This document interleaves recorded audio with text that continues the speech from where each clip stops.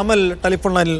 ശ്രീ കമൽ, അടൂരിന് ശേഷം ഒരു മലയാളിയെ കൂടി ദാദാസാഹിബ് പുരസ്കാരം തേടിയെത്തുമ്പോൾ അത് സ്വന്തമാക്കിയിരിക്കുന്നത് മലയാളത്തിൻ്റെ അഭിമാനം മോഹൻലാലാണ്. വൈകിപ്പോയി എന്ന തോന്നലിന് ഘട്ടത്തിൽ പ്രസക്തിയില്ലെങ്കിൽ കൂടിയും ഈ അച്ചീവ്മെന്റിനെ എങ്ങനെ കാണുന്നു താങ്കൾ? എല്ലാ മലയാളികൾക്കും അഭിമാനിക്കാൻ കഴിയുന്ന ഒരു വലിയ സന്തോഷ ദിവസം തന്നെയാണിത്.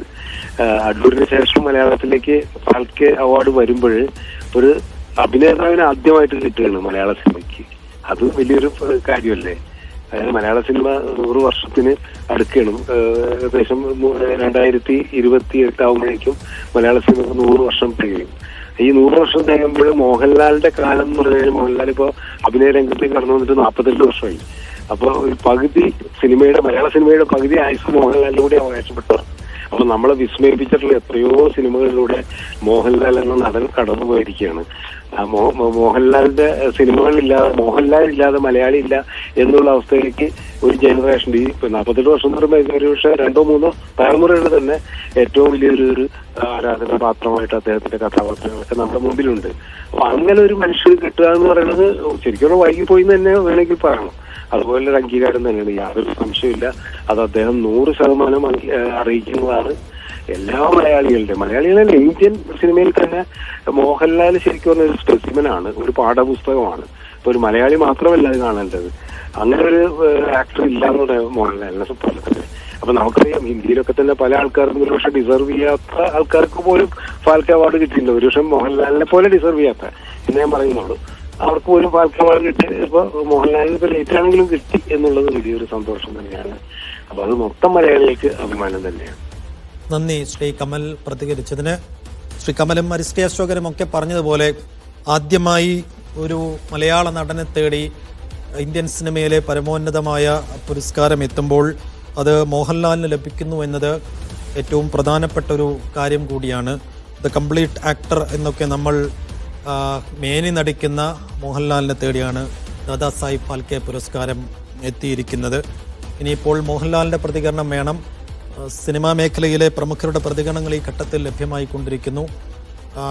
മലയാളിയെ സംബന്ധിച്ചിടത്തോളം അതൊരു വലിയ സന്തോഷം നൽകുന്ന ഒരു നേട്ടം കൂടിയാണ്.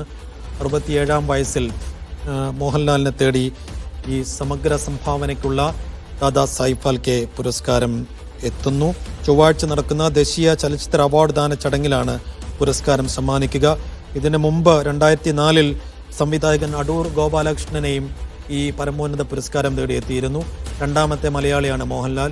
നടൻ എന്ന നിലയിൽ ആദ്യത്തെ മലയാളിയും കൂടിയാണ് ഈ അവാർഡ് സ്വന്തമാക്കുന്ന ആദ്യത്തെ മലയാളി ആക്ടർ കൂടിയാണ് മോഹൻലാൽ. PR അരവിന്ദ് തുടരുന്നുണ്ട്. അരവിന്ദ്, ഇപ്പോൾ കമലും അരിസ്റ്റേ അശോകനും ഒക്കെ സൂചിപ്പിച്ചതുപോലെ മലയാളത്തിലൊരു നടൻ എന്നേ ഈ പുരസ്കാരം അർഹിക്കുന്നതായിരുന്നു എന്ന വിലയിരുത്തൽ മുൻപേ ഉള്ളതാണ്. മമ്മൂട്ടിയും മോഹൻലാലും അടക്കമുള്ള അഭിനയ പ്രതിഭകളുടെ ഇടമാണ് മലയാളം, കേരളം. ഇവിടേക്ക് ആദ്യമായി ഒരു നടനെ തേടി പരമോന്നത പുരസ്കാരം എത്തുമ്പോൾ അത് നേടിയിരിക്കുന്നത് മോഹൻലാലാണ്. അപ്പോൾ വൈകിപ്പോയി എന്ന ഒരു തോന്നലിന് ഘട്ടത്തിൽ പ്രസക്തിയുണ്ട്. അങ്ങനെ ഒരു വിലയിരുത്തൽ ഉണ്ടാകുമോ? ആദ്യം തേടിയെത്തിയത് മോഹൻലാലാണ് എന്നതിലും ഇനി ചർച്ച ഉണ്ടാകുമോ? അത്തരത്തിലുള്ള ചർച്ചകളിലേക്കൊന്നും ഇപ്പോൾ പോകുന്ന കാര്യമില്ല. കാരണം മലയാളത്തിനെ സംബന്ധിച്ചിടത്തോളം വലിയ അഭിമാനം നൽകുന്ന ഒന്ന് തന്നെയാണ് ഇപ്പോൾ കേന്ദ്ര സർക്കാരിന്റെ ഭാഗത്തുനിന്ന് ഉണ്ടാകുന്നത്. നേരത്തെ തന്നെ മോഹൻലാലും അതുപോലെ തന്നെ മമ്മൂട്ടി അടക്കമുള്ളവർ ഈ അവാർഡിന് അർഹരാണെന്നുള്ള കാര്യത്തിൽ ആർക്കും തന്നെ സംശയമില്ല. ഇത് വൈകിപ്പോയിട്ടുള്ള വിമർശനങ്ങൾ വിവിധ കോണുകളിൽ ഉയർന്നേക്കാം. പക്ഷേ അത്തരം ചർച്ചകൾക്കൊന്നും ഇപ്പോൾ ആവശ്യമില്ല. അതെല്ലാം അനാവശ്യ ചർച്ചകളായിരിക്കും. കേരളത്തിൽ വലിയ രീതിയിൽ അഭിമാനമാണ്, മലയാളികളുടെ അഭിമാനമാണ്. മലയാളത്തിനും അതുപോലെ തന്നെ കേരളത്തിനും ഏറെ സന്തോഷം നൽകുന്ന വാർത്ത തന്നെയാണ് ഇപ്പോൾ പുറത്തു വന്നിരിക്കുന്നത്. 2023 അവാർഡാണ് ഇപ്പോൾ പ്രഖ്യാപിച്ചിരിക്കുന്നത്. പ്രധാനമായും കുറിപ്പിൽ വ്യക്തമാക്കുന്നത് തലമുറകളെ പ്രചോദിപ്പിക്കുന്നതാണ് മോഹൻലാലിന്റെ സിനിമാ യാത്രകൾ. അതുപോലെ തന്നെ ഒരു നടനെന്നതിലുപരി സംവിധായകനും നിർമ്മാതാവുമായ മോഹൻലാലിനെ ആദരിക്കുന്നു. അദ്ദേഹത്തിന്റെ അതുല്യമായ പ്രതിഭ, വൈദഗ്ധ്യം, കഠിനാധ്വാനം തുടങ്ങിയവ ഇന്ത്യൻ സിനിമാ ചരിത്രത്തിൽ സുവർണ്ണ സ്ഥാനം നേടിയിട്ടുണ്ടെന്ന് കൂടി ഇപ്പോൾ കേന്ദ്രം ഈ കുറിപ്പിലൂടെ വ്യക്തമാക്കുന്നു. എന്തായാലും മോഹൻലാലിനെ തേടി 2023 അവാർഡാണ് ഇപ്പോൾ ലഭിച്ചിരിക്കുന്നത്. 2004 അവസാനമായ ഒരു മലയാളിക്ക് അവാർഡ് ലഭിക്കുന്നത്. സംവിധായകൻ അടൂർ ഗോപാലകൃഷ്ണനായിരുന്നു. അദ്ദേഹത്തിന് ശേഷം വീണ്ടും ഒരു മലയാളിയെ തേടി 2025 അത് 2023 പുരസ്കാരം എത്തിയിരിക്കുകയാണ്. അത് മോഹൻലാലിനെന്ന് പറയുന്നത് കേരളത്തിനെ സംബന്ധിച്ചിടത്തോളം, മലയാളികളെ സംബന്ധിച്ചിടത്തോളം, രാജ്യത്തെ വിവിധ ആളുകളെ സംബന്ധിച്ചിടത്തോളം വലിയ രീതിയിൽ അഭിമാനം നൽകുന്നതാണ്, സന്തോഷം നൽകുന്നതാണ്. എന്തായാലും കേരളം വലിയ രീതിയിൽ സന്തോഷിക്കുന്നു. എന്തായാലും രാജ്യത്തെ പ്രഥമ സമ്പൂർണ്ണ ഫീച്ചർ സിനിമയായ രാജ ഹരിന്ദ്രയുടെ സംവിധായകൻ ദാദാസാഹേബ് ഫാൽക്കെയുടെ സ്മരണയിലാണ് ഈ അവാർഡ് 1969 ആ കേന്ദ്രം ഏർപ്പെടുത്തിയിരിക്കുന്നത്. 2004 ശേഷം ഒരു മലയാളി കൂടി വീണ്ടും ഈ അവാർഡിന് അർഹനായിരിക്കുന്നു. കേരളത്തിന്റെ അഭിമാനമായ മോഹൻലാലാണ് ഈ അവാർഡിന് ഇപ്പോൾ അർഹനായിരിക്കുന്നത്. തീർച്ചയായും വിവാദങ്ങൾക്കും പലതരത്തിലുള്ള വിലയിരുത്തലുകൾക്കുമൊന്നും ഈ ഘട്ടത്തിൽ സ്ഥാനമില്ല.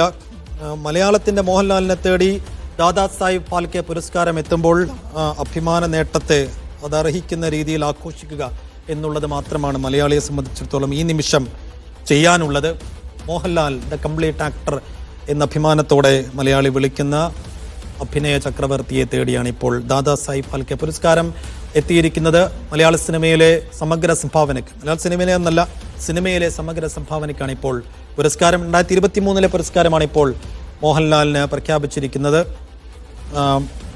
സിനിമയിലെ സമഗ്ര സംഭാവനയ്ക്ക് കേന്ദ്ര സർക്കാർ നൽകി വരുന്ന പുരസ്കാരമാണ് ദാദാ സാഹിബ് ഫാൽക്കെ പുരസ്കാരം. ഇതിനു മുമ്പ് അടൂർ 2004 നേടിയിരുന്നു.